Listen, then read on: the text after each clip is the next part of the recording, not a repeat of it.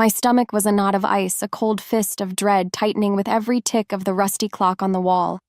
The silence in the cottage was heavier than usual, a suffocating blanket woven from my father's quiet anger and the unspoken truth that hung between us. Today wasn't just any day. It was the eve of the day that would change my life forever. The debt was due. I knew what that meant, even though he'd never said the words. He never called me Alara. He only called me girl, as if my name, my very identity, was a burden he couldn't afford to carry. The air crackled with a tension that felt physical, a suffocating pressure that made my lungs burn. I went through the motions of the day, tending to the meager garden, the dry soil cracking beneath my fingers and sweeping the dirt floor that would never truly be clean. It was a dance of resignation, a performance I'd mastered over a lifetime of being a ghost in my own home. I was a functional object, not a person. My worth was transactional, a fact as ingrained in me as the dirt under my nails. My father, a man with eyes as empty as his heart, watched me with a chilling finality. I tried to focus on the vibrant red of the few poppies that had managed to bloom in the harsh soil, their petals a defiant splash of color against the drab gray of our lives. They were a reminder, a small, rebellious hope that beauty could still exist. I clung to that thought, but the wind shifted, bringing with it the scent of pine and something else, something wild and ancient. That night, sleep was a stranger. The moonlight, cold and indifferent, spilled through the cracks in the walls, illuminating the small, pathetic bundle of belongings I had packed. A single threadbare blanket, a loaf of stale bread, and a small, smooth river stone I'd found as a child. That's all I had to my name. My heart hammered a frantic rhythm against my ribs, a trapped bird desperate to fly. Maybe it was fate. Maybe it was a desperate, foolish hope. I was going to run. The plan was as flimsy as a spiderweb and just as easily broken. The forest that bordered our land was a dark, intimidating wall of trees, a place of shadows and forgotten things. But then, a low, guttural howl echoed from the trees, closer than I'd ever heard before. It was a sound that didn't just rattle the windows, it rattled my very bones. It was a sound of immense, predatory power. My muscles seized, my carefully constructed courage. It evaporated like morning mist under a harsh sun. The question hammered in my head. Was I even worth saving? Was my life so valuable that I should risk the known misery of my father for the unknown terror of that forest? The familiar cage of my home, for all its cruelty, was predictable. The wild, it was not. I sank back onto my cot, the bundle of my possessions slipping from my trembling hands. The failed escape attempt reinforced the misbelief that I was powerless. I felt like a leaf on a torrent, destined to go wherever the current took me. The morning sun cast long, menacing shadows. My father sat at the rickety table, his face a mask of stone. Before I could even stir from my cot, the silence outside was shattered by the sound of hoofbeats and the rustle of heavy cloth.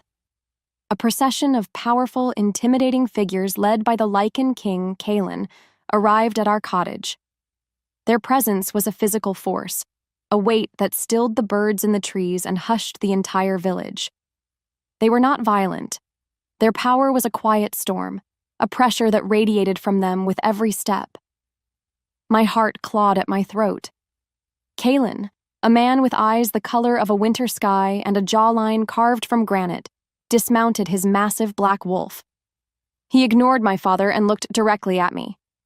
His gaze was intense, assessing, as if he wasn't looking at a person, but at a puzzle he was determined to solve. The space between us burned, the air thickened, and just like that, everything changed. I felt it, a strange, deep pull, like a compass needle pointing north. My father, seeing Kalen's gaze fixed on me, finally spoke, his voice devoid of all warmth. "She is the price," he said, pushing me forward, his hand on my back a cold brand. That night I hadn't known what scared me more, the howl of the wolf or the silence of my own father. Now, in the stillness that followed, I knew. The first thing she felt was the cold stone floor beneath her cheek. It was rough and unforgiving, a stark contrast to the luxurious sheets she had been given. Her mind was a hazy whirlwind of images. Her father's empty eyes, the silent village, the sheer terror of the ambush. Then she saw Kalen's face, his intense, assessing gaze, and the memory of his possessive words, "She is the price." The finality of it all was a heavy chain around her heart. Her world in Greyhaven was over. It had been sold, and she was the currency. The deep-seated belief that she was nothing more than an object, a thing to be traded, was now cemented into her very bones. This was it, the start of her new reality as a possession. The inciting incident felt less like a spark and more like a crushing blow. The air in the small, dusty cottage had been thick with tension, a palpable unease that made her skin crawl. Kalen, a figure of intimidating power, stood before her father. His wolf, a massive beast of midnight fur and glacial eyes, was a silent, lethal promise of what his power truly meant. Her father, a man who had never looked at her with an ounce of warmth, finally looked at her. But it wasn't a look of affection. It was a look of immense relief. He saw a debt being paid, a burden lifted. The contract, yellowed with age, was the physical manifestation of her worthlessness. When Kalen's large, calloused hand met her father's, sealing the deal with a firm grip, a jolt of energy shot through the room. It wasn't a magic of light and wonder. It was cold and binding, a finality that echoed in the very silence that followed. Kalen's voice, a low rumble that felt like thunder, broke the quiet.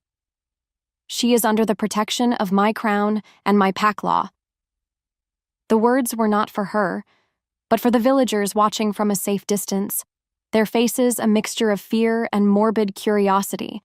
It was a declaration of ownership, a public branding. Alara felt a scream well up in her throat, a primal protest against being a thing. Her hands clenched into fists, her nails digging into her palms. She wanted to yell, to shout, "I am not property." But the words choked on the air of fear that surrounded her. The raw violation of it all was a sickening taste in her mouth. She felt a profound sense of loss, not just for the home she was leaving, but for the person she had never been allowed to become. Without warning, her father turned and walked away. He didn't look back. There was no goodbye, no final glance of regret or even remorse. Just an empty space where he had stood. The finality of his action was more devastating than any blow. It confirmed every misbelief she had about herself. She was a pawn, a tool, a thing to be discarded the moment her use was over. What followed was a journey, a blur of silent defiance. She was led away, her feet stumbling over the rough terrain. The forest, once a place of terrifying unknowns, now seemed like a lost sanctuary.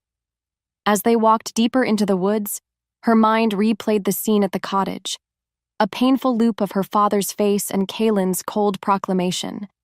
She had been sold and claimed, her worst fear realized. The only thing she had left was her rage, a simmering heat in her belly. The journey to the Moonstone Citadel felt endless, a procession of powerful, silent figures. She was a tiny, fragile human surrounded by a wall of predatory grace. She refused to speak, her lips pressed into a thin, defiant line. She was a prisoner, and she would not make it easy for her captor. Kalen rode beside her, a dominant presence even on the back of his wolf. He was a king, every line of his body speaking of authority and control. At one point, he dismounted, his movements fluid and powerful, and offered her a small water skin. "Drink," he said, his voice a low command. She turned her head away, her eyes fixed on the forest floor. He sighed, a sound that was more a rumble than a breath. "You are in danger, girl. We are taking you somewhere safe. This is for your own protection." His words were cold, formal, and utterly without comfort. He spoke of law and necessity, not of care or concern. Because of that, his reassurances felt like threats. She was an object he was safeguarding, not a person he was protecting. Her goal was to maintain some shred of defiance, to show him that while he might own her body, Her will was still hers. The struggle inside her was a hurricane of emotions. Was she to fight this powerful king, a being so far beyond her understanding? Or was she to revert to the survival strategy she had mastered with her father? Appeasement? She knew what her father would have done. He would have bowed, scraped, and obeyed. Maybe it was the memory of that empty walk away that fueled her resistance. She would not be like him. Her thoughts spun, a frantic whirlpool of confusion and anger. What was the debt? What was so important about her that a Lycan king would come for her in person? These were questions that didn't have answers yet, open loops that kept her mind racing. Suddenly, the air thickened. A sharp metallic scent filled her senses. Before she could move, a flurry of arrows shot from the trees. "Ambush!" a voice roared. The world exploded into motion. Kalen's guards, in a blur of motion, shifted into massive, snarling wolves. Their forms, once human, became a terrifying symphony of muscle and fur. She watched, her heart a frantic drum against her ribs, as they fought with a raw, brutal elegance she had never imagined. This was the wild, lethal violence Kalen had spoken of. This was the reality of his world. The brutal skirmish was over as quickly as it began. The forest, which had been alive with the sounds of battle, fell into an eerie silence, save for the heavy panting of the wolves. A Gravewood scout was captured, his face contorted in a mask of hate. His eyes, dark and feral, locked onto Alara's. "The key will open the gates of ruin," he snarled, his voice a rasping promise of destruction. Then, with a final defiant curse, he was silenced. Kalen, his face a mask of grim fury, gave a sharp order to his men. "To the citadel. Now." The abstract danger he had mentioned was no longer abstract. It was real, visceral, and terrifying. Her defiance, the small flame of rebellion she had been nursing, was instantly extinguished. Fear, cold and sharp, took its place. She was no longer just a commodity. She was something more, something dangerous. And Kalen wasn't just a powerful king. He was her only shield. Her immediate goal shifted from defiance to survival. She was locked into the conflict, caught between two warring forces, with Kalen as her unwilling protector. The last leg of the journey was silent. The Moonstone Citadel, a fortress carved into the very heart of a mountain, rose majestically before them. Its spires, tipped with what looked like polished moonstone, pierced the sky like jagged teeth. It was breathtaking, but to her, it looked like a prison, a beautiful, formidable cage. The gates, massive slabs of ancient wood and iron, swung open for them and then closed again with a resounding thud. It sounded, to Alara's ears, like the door to her new cell. A gilded cage, to be sure, but a cage all the same. In that moment, her chest ached with a profound loneliness. She was an object that had just been exchanged, a key meant to unlock either salvation or ruin. And she had no say in which door would be opened. My new home was a stark, almost cruel contrast to the small, dirt-floored cottage I had left behind. My quarters were a sprawling space with a high ceiling, and the windows, though barred, looked out onto a breathtaking view of the mountainous landscape. I was given clothes of soft, fine linen and food that smelled of spices and richness I'd never known. But despite the luxury, I was a prisoner, guarded by stern-faced Lycans whose eyes followed my every move with a mix of suspicion and reverence. My goal was to understand my prison, to find a weakness, a chink in the formidable armor of the citadel. I explored a small section, my feet silent on the polished stone floors. The walls were lined with tapestries depicting the history of the Lycan pack, with a recurring motif of a massive silver wolf. The pack members I passed watched me with hushed whispers, a quiet buzz of curiosity and caution. I was a walking paradox, a nobody from a remote village who was now the center of the Alpha King's attention. The loneliness was a physical ache, a hollow space in my chest that no amount of luxury could fill. As I walked, my eyes fell on a grand archway that led to a large, ornate door. It was the Citadel's library, a place that, from what I could see, held a universe of knowledge. As if pulled by a string, I moved toward it, the promise of books a siren's call to my restless mind. Before I could reach the door, a massive guard, his face a grim mask of duty, stepped in front of me. "The Alpha has forbidden it," he said, his voice a deep, unyielding rumble. The disappointment was a sharp knife in my gut. My first attempt at agency, at finding a small piece of myself in this new world, had been denied. The rules of my prison were becoming clear, and the most important one was this: my mind, like my body, was not free. I refused to be a passive prisoner. My first rebellion had been a quiet one, a small act of defiance. I found the kitchens, a chaotic, bustling heart of the citadel that smelled of hearth and home. My hands, calloused and used to hard work, found purpose there. I kneaded dough, my movements a rhythm I knew in my bones. The other servants, mostly Omegas and humans, watched me with curiosity. It was here that I met Lila, a young Omega with eyes full of a kindness I hadn't seen in years. She had a nervous smile and a quiet strength. We worked together, a comfortable silence stretching between us. My goal was simple: to create a small space of normalcy and purpose for myself. This small act of agency, this willingness to work with my hands, slowly began to shift the perception of the pack. I wasn't just the price anymore. I was Alara, the girl who worked in the kitchens. Not only that, my quiet defiance led to a fragile friendship. Lila, in a moment of reckless courage, secretly gave me a simple book. A history of the Lycan people, a worn volume she had stolen from a common area. It was a lifeline, a small, quiet act of friendship that felt more valuable than all the silks and jewels in the citadel. The gift was a warm, soft feeling in my chest. For the first time in a long time, I felt like someone saw me for who I was, not what I was. This was a new storyline, a subplot of quiet rebellion and burgeoning friendship that ran parallel to the main plot of my captivity. The book, a seemingly innocent gift, held the key to a truth Kaelin was hiding from me. The fragile piece was shattered by a flash of silver and the sharp taste of betrayal. One of Kaelin's trusted courtiers, a man who had smiled and nodded at me, tried to poison my food. His goal was to kill me, to end the prophecy before it began. But he failed. Kaelin's personal guard, a massive wolf with the scent of pine and stone, had been watching all along. The spy was exposed and executed publicly, a swift, brutal display of justice that left me trembling. The danger wasn't just outside the walls anymore, it was inside.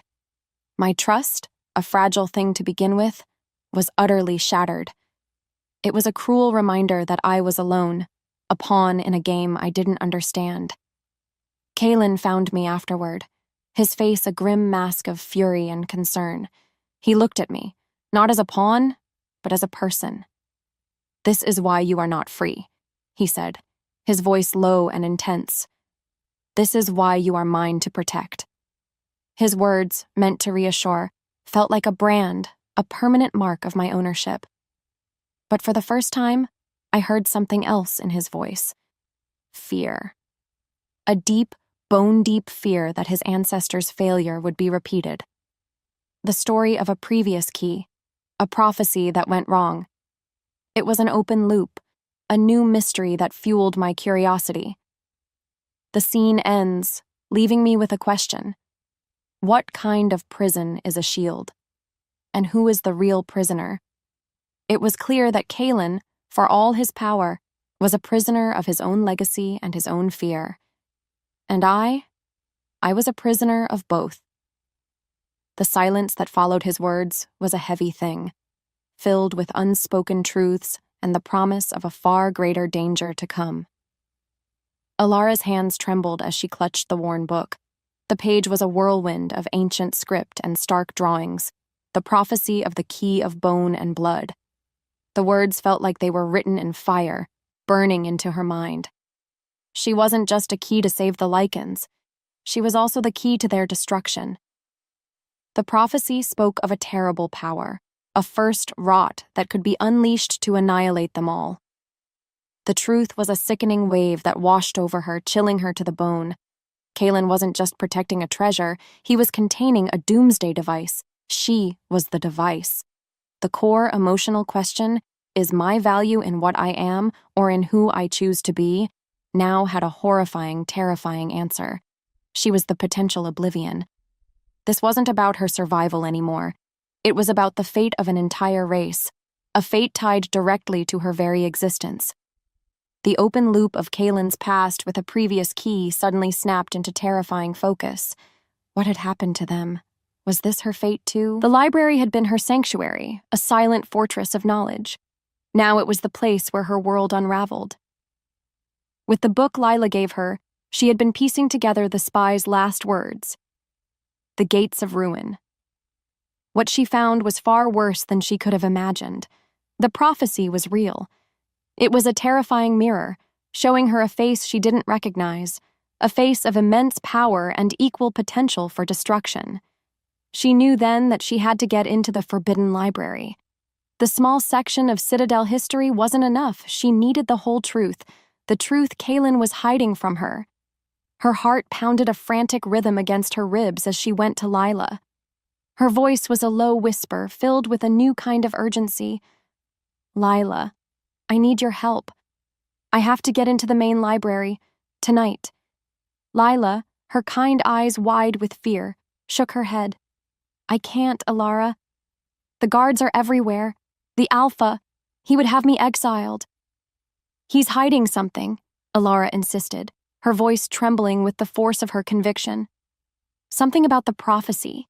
Something that explains why a man tried to poison me, and why Kaylin won't let me go. Knowledge is power, Lila, and I am tired of being powerless.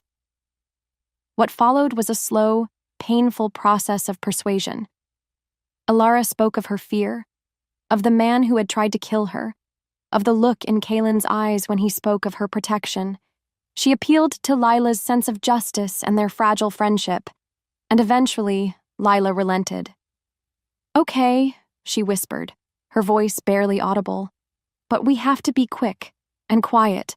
No one can see us. Later that night, as the moon cast long shadows, they snuck into the library. The massive doors creaked open, revealing a breathtaking sight. Shelves upon shelves of ancient books, a silent testament to centuries of history. The air was thick with the scent of old paper and leather, a smell that had always brought her comfort. Tonight, it felt like the scent of a trap. Inside the library, the world tilted on its axis. Alara found the full prophecy. It wasn't a story of salvation, it was a story of a choice. The key would not just save the Lycans, it had the equal potential to unleash the first rot, a dark, consuming power that could destroy them all. Her breath caught in her throat. She wasn't just a potential savior, she was a weapon for either side. She wasn't just a treasure, she was a ticking clock. The discovery was a profound, life-altering shock.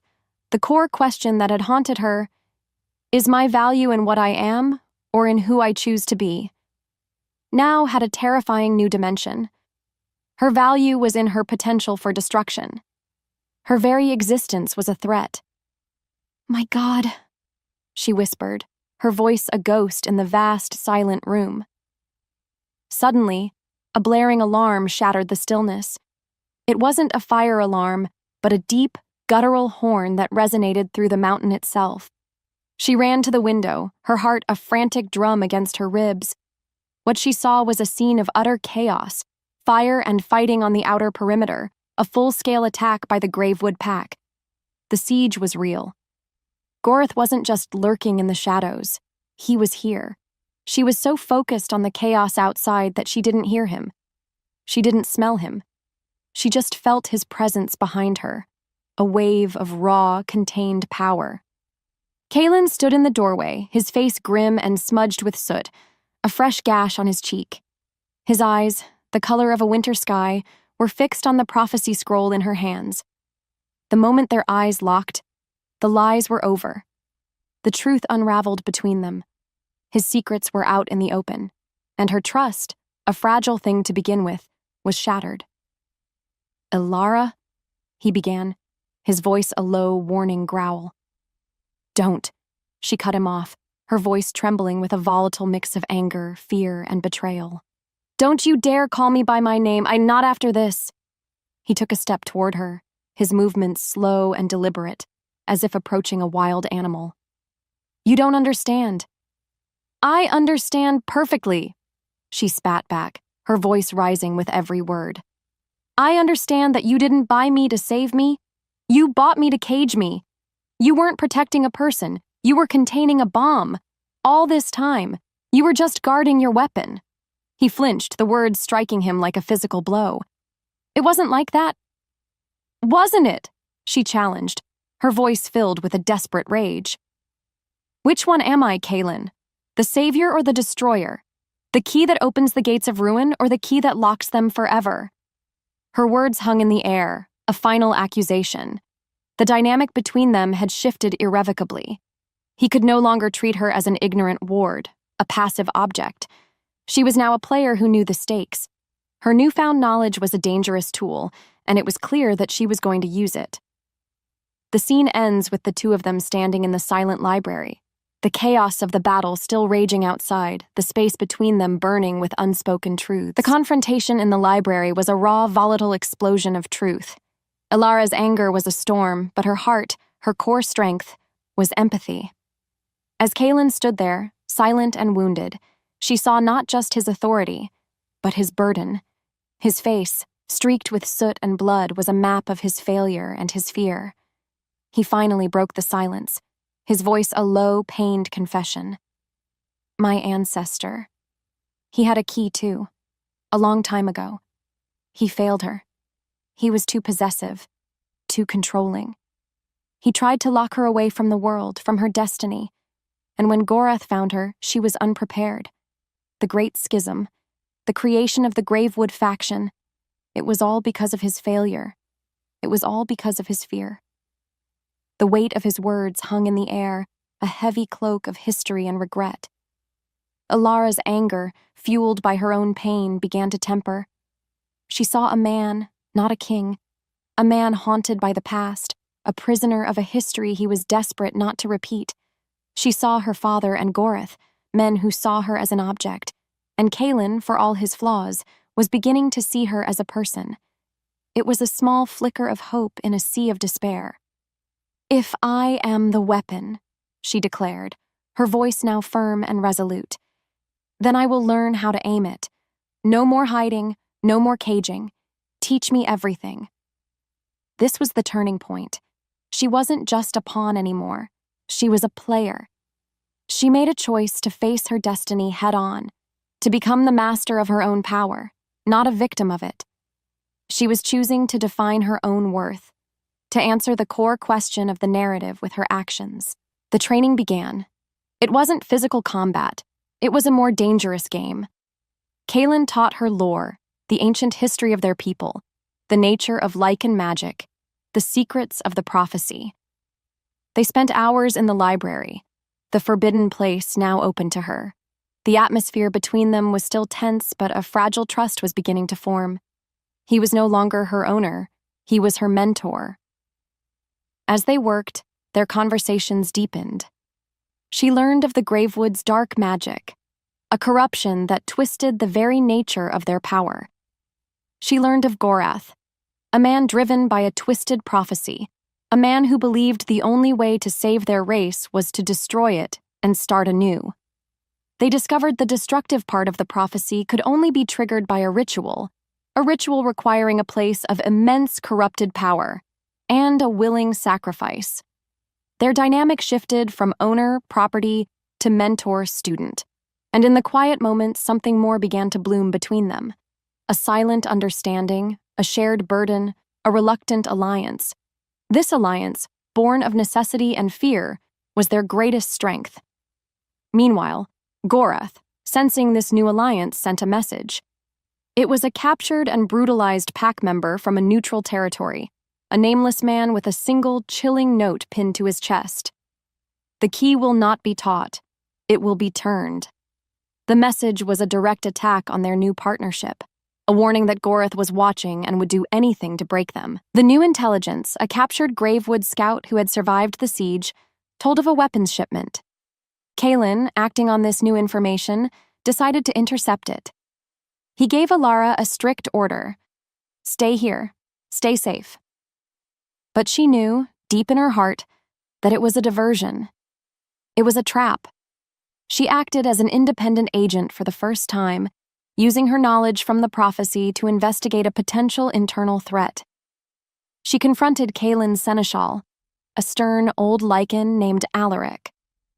"The weapons shipment is a ruse," she stated, her voice full of a new, quiet authority. "Goreth is not after weapons.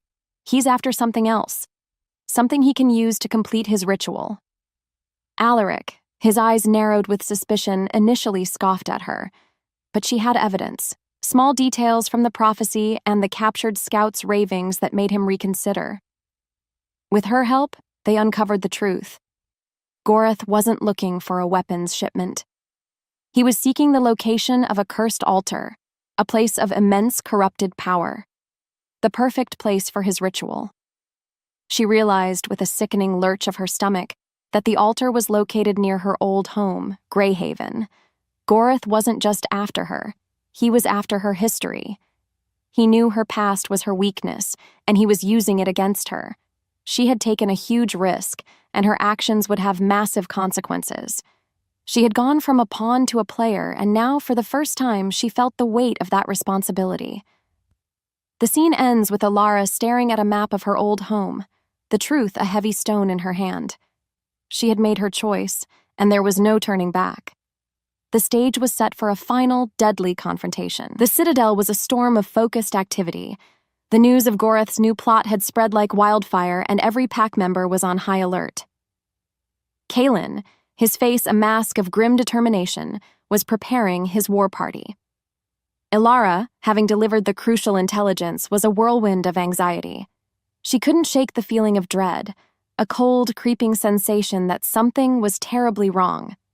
She kept replaying the image of the map in her mind, the familiar lines of her old home, Greyhaven. It felt too personal, too pointed. But then, the alarm came. It wasn't the guttural horn of a siege. It was a high-pitched, frantic sound that meant a member of the pack was in trouble. Kaelin's beta, a large, scarred wolf named Valen, burst into the war room. "Alpha!" he gasped, his chest heaving. It's Lila! She's gone!" Alara's heart stopped. She felt the blood drain from her face, a cold wave of shock and terror. Lila, her friend, the young Omega with the kind eyes and the nervous smile. The same Lila who had risked everything to get her the book, the same Lila she had promised to protect. A note was found in Lila's abandoned room. It was written in a spidery scrawl, and the words were like a fist to the gut. "The key's weakness is her empathy. Come to the altar, or your friend dies." The message was a direct attack on Alara's emotional core, a cruel and calculated strike against her budding sense of agency. Goreth knew. He knew that she wasn't just a weapon. She was a person who cared for others. He was using her empathy against her, turning her greatest strength into her greatest weakness. Alara's mind screamed in protest. This was all her fault. She was the one who had brought Lila into her dangerous world. She was the one who had put a target on her back. The guilt was a heavy stone in her stomach, a crushing weight that made it hard to breathe. She had to save her. She had to. Kaelin, his face a thundercloud of rage, saw the look in her eyes. "Alara, no, it's a trap, a diversion. You can't go." "I have to," she cried, her voice cracking with despair. "He has Lila because of me. I put her in danger. I have to be the one to get her out." "You are the key," Kaelin said, his voice hard with finality. "Your life is more important than one Omega." His words, meant to be a harsh reality, were a betrayal. They were a reminder of her transactional worth, a stark contrast to the small, tender moments they had shared. In that moment, he was not the mentor who had taught her lore. He was the king who saw her as a tool. The old wound of her father's neglect, of her worth being purely transactional, was ripped open and exposed. She felt the space between them burn with a new kind of fury. Ignoring the warnings of Kaelin's seneschal, she ran. She didn't have a plan. She only had a single desperate thought. Save Lila. The Citadel, once a gilded cage, now felt like a prison she had to escape. She grabbed a horse from the stables, its muscular body a blur of motion as she rode toward Greyhaven. She was falling right into Gorth's trap, her heart a frantic drumbeat of terror and guilt. The cursed altar was a place of immense corruption, a dark, jagged stone monument that seemed to suck the very light from the air. The trees around it were gnarled and twisted, their branches like skeletal fingers reaching for a sky they would never touch. The air was thick with the cloying scent of blood and decay, a smell that made her stomach churn. Gorth stood at the altar, a towering figure of malevolence, his face a mask of cruel satisfaction. Lila was chained to the stone, her eyes wide with terror, her body bruised and shaking. "The key returns to her cage," Gorth sneered, his voice a low, gravelly sound that seemed to come from the earth itself.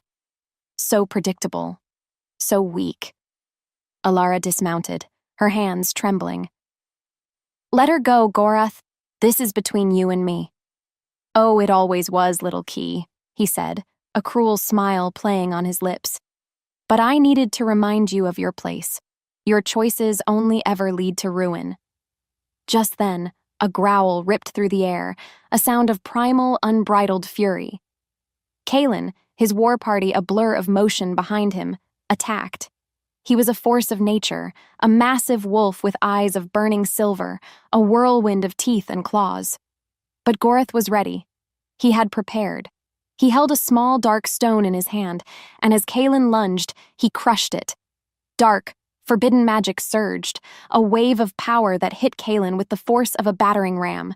The Alpha King staggered, a pained snarl escaping his lips. He was gravely wounded, his movements sluggish, his eyes filled with a new kind of pain.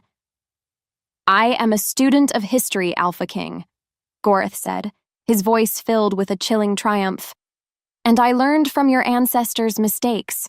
The key must be contained, but the Alpha must be broken." Kalen, with a final desperate snarl, was forced to retreat. His beta and a few loyal guards covered his escape, their forms a wall of muscle and fur between the Alpha and his enemy. Alara watched in horror as her only shield, her protector, was defeated. She was alone. Abject terror and despair washed over her. Her attempt at agency had led to utter disaster. The king was defeated, her friend was a hostage, and she was the prize. Gorth, his triumph a tangible thing, walked toward her.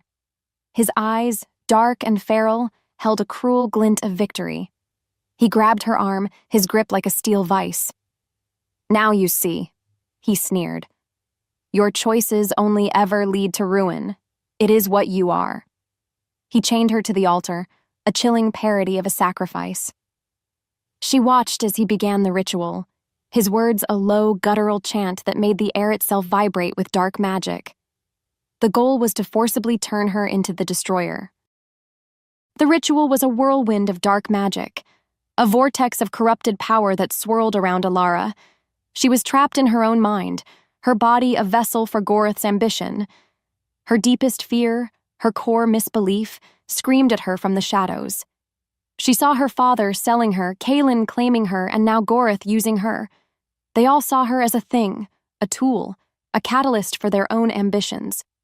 She was nothing but a key that would open the gates of ruin. She had no goal. She had given up.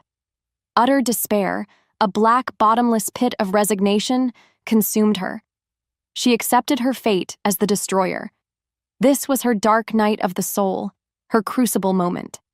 She had to find a reason to fight back from within, a reason to live, a reason to be more than a pawn. Suddenly, in the midst of the chaos, a small, quiet memory surfaced. It wasn't a memory of grand gestures or heroic deeds. It was a memory of Kalen, not teaching her lore, but asking her name. A simple act of seeing her, not the key. A small, tender moment that had been lost in the sea of her fear and resentment. It was a simple question. "What is your name?" And his voice, in the echo of that memory, was not the cold baritone of a king, but the warm, deep sound of a man. This small, quiet memory was the spark. It was the crack in her despair, the chink in the armor of her resignation. She had an epiphany, a sudden, blinding flash of clarity. Her father and Goreth were the same. They only saw what she was. But Kaelin, for all his flaws and his overbearing control, was beginning to see who she was. Her value wasn't in her blood or her destiny. It was in the connections she chose to forge, the people she chose to protect. Her value was in her choices. She began to fight, not with her body, but with her mind, with her will. She subtly disrupted the ritual's influence, her defiance a small, stubborn flame in the face of Goreth's overwhelming power. Goreth, confused by the unexpected resistance, turned his full attention to breaking her will. He was so focused on her internal struggle that he didn't see the approaching storm. He didn't see the forest, a massive ancient wolf, standing at the edge of the clearing, his eyes a swirling vortex of anger and grief. The scene ends in silence, with Alara's eyes opening, a fierce, defiant light in their depths as the ritual's power surged. She was not the destroyer. Not yet. She was something else. A savior. A warrior. A queen. The ground shook. A low, bone-deep growl ripped through the night air, and it wasn't from Liam. The Varg Alpha, a beast of a wolf with fur the color of dried blood and eyes like burning coals, crashed through the trees. He was a force of pure, untamed rage, a whirlwind of muscle and teeth. In that moment, Alara didn't know what scared her more, this hulking monster, or the fact that Marcus, a wolf she had known her whole life, stood with a silver dagger, ready to betray his alpha. This was a nightmare. This was a betrayal. This was war. "You will not steal my power." The Varg Alpha's voice rumbled, a deep sound that echoed in the very core of her soul. "You will die trying." With every heartbeat, Alara felt the fear turn into something else. It turned into a fierce, protective love for Liam, a love so strong it felt like a living thing inside her. Her bones remembered him, and a surge of power, a cold silver heat, pulsed through her veins. This new power was a gift, a shield, because her wolf soul had finally awakened, and it was ready to fight. She wasn't just a mate. She was a Luna. Liam, despite the silver burning in his side, stood his ground. "Varg," he snarled, "your lies end tonight. My pack is dying because of you and your false healing." The Varg Alpha laughed, a chilling, inhuman sound. Just like that, he charged. The ground trembled. The air thickened. Alara knew they couldn't win this fight with brute strength alone. Maybe it was fate, but she had to trust in her new power and in Marcus. Even so, she had a secret weapon, the moonlight. So she lifted her hands, and the light from the moon came down, not just on her, but on Liam and Marcus too. It was like a blanket of silver, a shield of pure magic. Suddenly, Marcus moved, not to attack them, but to block the Varg Alpha's charge. "He's lying," Marcus shouted, his voice full of desperation. "The Sunstone is not a healing tool. It's a prison for an old evil." This was the final plot twist, the last piece of the puzzle. The Sunstone was not a cure. It was a lock, a cage. By trying to steal it, they were about to set loose something terrible. What's worse, they were walking right into a trap, not just from the Varg pack, but from an ancient evil. This was a whole new level of danger. A growl rose in her throat, and she let it happen. It was a new war, a new enemy, and a new kind of magic. Alara's new power was not a gift, but a responsibility, and she was ready for it. The fight was fast and brutal, a wild dance of teeth and claws and moonlight. Marcus, now fighting with them, moved with the speed of a beta, his movements a graceful blur. But then, as the Varg Alpha lunged for Liam, Alara did something without thinking. She pushed herself between them, and the moonlight around her became a solid wall of light. Varg slammed into it, and a cry of pain ripped from his lips as the power of the moon hit him, a power so strong it felt like an electric shock. He stumbled back, his eyes wide with shock. What are you?" he stuttered. "I am the Luna," she said, her voice now steady and strong. Her world tilted. Something inside her shifted. The air was thick with the scent of ozone and wet earth. The space between them burned. Her chest ached. She was a weapon, a shield, a protector. She was Ilara. While the Varg Alpha was still reeling, Marcus pointed to the cave. "Now!" he yelled. "Go! I'll hold him off!" Liam looked at Ilara, his amber eyes filled with a mix of awe and worry. "Go," he whispered. "We have to know the truth." The tension broke. They ran toward the cave, leaving Marcus to fight the Varg Alpha. The cave was dark, a gaping maw in the side of the mountain. Inside, the air was cold and smelled of old stone and something else, something sweet and rotten, like a grave. The cave was a tomb. It wasn't a place of healing. It was a prison. In the stillness that followed, they found the sunstone on a stone altar. It wasn't a sunstone. It was a moonstone, a large glowing crystal that pulsed with a faint silver light. But a shadow danced inside it, a dark swirling presence that made her wolf whine in fear. The stone was a cage, a lock, and the thing inside it was the key. The Varg pack, Liam said, his voice a low growl, didn't have the power to keep it locked up forever. They needed another pack to share the burden. They wanted us to take it. The truth unraveled. The Varg Alpha had not been fighting to keep the stone. He had been fighting to get rid of it. He had wanted them to take it, to become the new jailers for this ancient evil. He was a monster, but he was also a protector, because he was trying to keep the world safe from this evil. The world wasn't black and white. It was gray, a mix of good and evil, and it was hard to tell the difference. "What do we do?" she asked, her voice trembling. "We find a way to kill it," he said, his voice full of resolve. "We find a way to end this once and for all." As if fate demanded it, he pulled her close. The space between them burned. His scent in the air, a mix of cedar and rain, filled her senses. She felt it, clear as day. His hand moved to her cheek, his touch gentle but firm. He wasn't just a mate. He was her other half. The moment their eyes locked, the world outside fell away. It was just them. Just Ilara and Liam. A simple truth. A powerful truth. A beat later, a different kind of fire bloomed beneath her skin. This one was not of battle, but of pure, unadulterated passion. It was a feeling she had not felt in a long time. It was the feeling of home. With his scent in the air, Liam's lips found hers. The kiss was not soft. It was hard and deep, and full of a love so strong it was a force of its own. It was a silent promise, a vow to protect her, to love her, to be with her forever. The space between them burned, a mix of moonlight and their own fiery passion. Her breath caught, her thoughts spun. She felt it, a deep, soul-shattering connection that went beyond their wolf sides. It was a connection to him, to their shared destiny. Her soul answered. As the quiet that followed stretched, they decided on a plan. The Varg Alpha was still out there, as was his corrupted pack. They knew the secret of the Sunstone now, but they still needed a plan. More importantly, they had a new, even bigger problem. Marcus's earlier words echoed in her head. He's listening.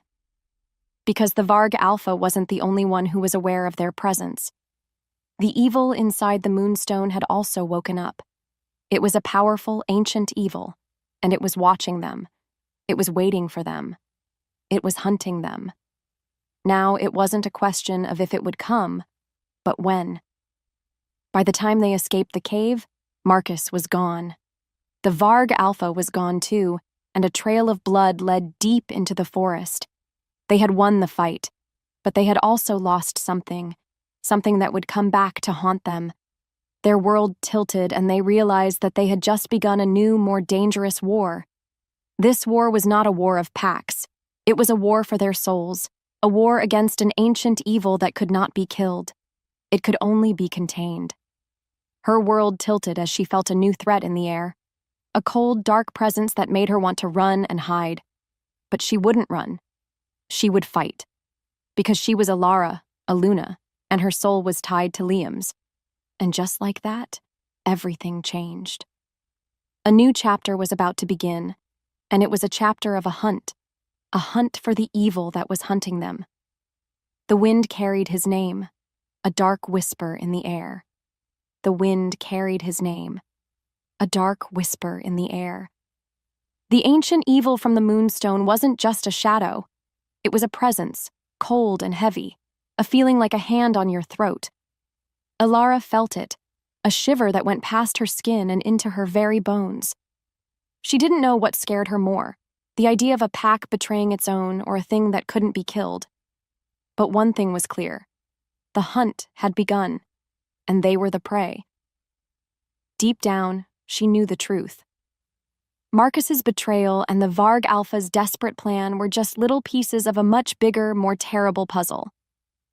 A beat later, Liam pulled her closer, his strong arm around her waist, his scent a warm and safe anchor in the terrifying storm. "It's here," Liam said, his voice a low growl of pure protective rage. "I can feel it. It's watching us." "Because it wants the stone, right?" she asked, her voice trembling. Her heart skipped a beat. She thought she was so smart, a Luna with a new power, but she had been so blind. They had almost set a monster free. A monster was hunting them now because it wanted the power back that was inside the moonstone. That's why the Varg pack had been sick. The evil's presence had been slowly draining their life force for generations. It was a sickness with no cure. Varg wasn't the villain. He was just a protector trying to get rid of a monster, and they had almost made a terrible mistake.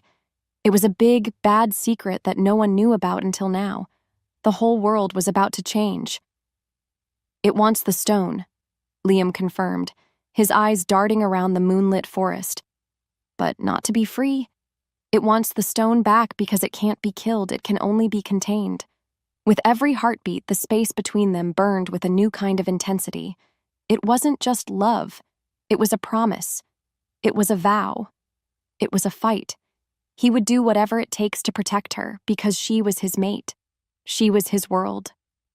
The air grew colder, and a fog, thick and heavy, rolled in, smelling of dirt and rot. It was like a blanket of shadow, a thing that stole the light from the moon and the warmth from the air. A sudden, sharp thought cut into Alara's mind, a voice that was not her own, but was filled with a cold, creeping madness. "You cannot win. You will give me the stone. You will give me the stone. You will give me the stone." Her breath caught. Her head ached. It was a mental attack, a kind of dark magic that was worse than any physical fight. Liam felt it too. He fell to his knees, clutching his head, a cry of pain escaping his lips. The silver from Marcus's knife was still in his side, making him weak, making him an easy target. She felt it, clear as day. They were in danger. She didn't know what scared her more, the pain he was in, or the thought that was now in her head trying to take her over. As the wind shifted, her new Luna power pulsed, a warm silver light that pushed back against the darkness. It was a shield, a sword, a protection. Her soul answered and she stood up, a force of her own. "Get out of our heads!" she screamed, her voice trembling at first, but then gaining a power that was all her own. It was a battle of wills, a mental war, and she was not going to lose. Not now, not ever. Her world tilted and she pushed back hard with all her might. She was not alone. She had Liam.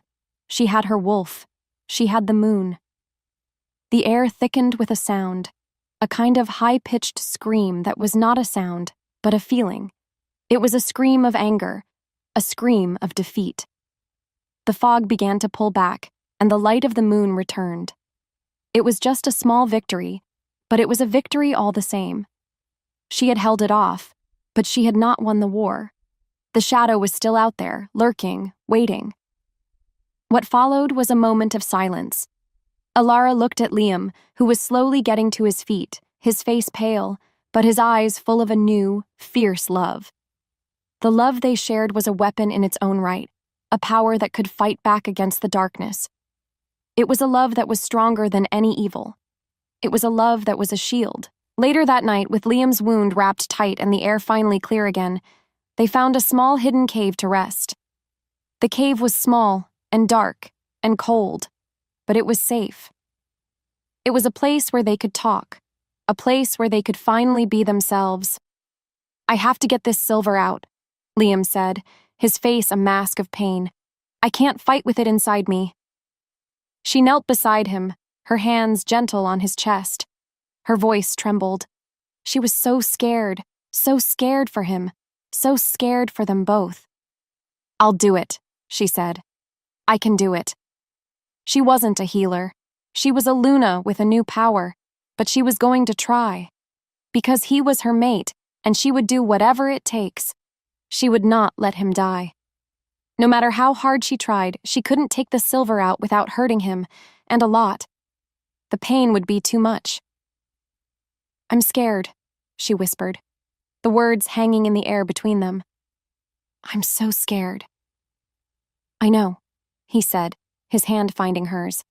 "But we're in this together. Always." As if the forest watched, he leaned in and kissed her. The kiss was slow and deep and full of a tenderness that made her heart ache. It was a promise. It was a vow. It was a silent conversation, a dialogue of love. She didn't need words. The space between them burned. This was a sizzling, emotional moment, a moment of passion and love and pure, raw emotion. She was a Luna. He was an Alpha. They were mates. They were a team. In the quiet that followed, they lay in each other's arms. They were alone in the dark, but they were together. His scent was a balm against the cold, a comfort that made her feel safe. But then a thought came to her, a terrible, terrifying thought. She didn't have to use her new power on a weapon. She could use it to heal. She could use it to get the silver out. It was a dangerous thought. It was a stupid thought. It was a crazy thought. But maybe it was their only chance. "The power," she whispered, her voice barely a sound. "The moon's power. What if it can heal you?" He looked at her, his eyes wide with surprise. "It's too dangerous, Alara. We don't know what it will do." "I have to try," she said. "I have to. I'm not a healer, but I'm a Luna, and I'm your mate. I won't let you die." With his scent in the air, she leaned down, her lips finding the wound on his side. Her power, the silver moonlight, flowed from her body into his. Her bones remembered him. The mark tingled. Her soul answered. Her world tilted, and with a gasp, the silver dagger began to glow. And just like that, everything changed. Everything.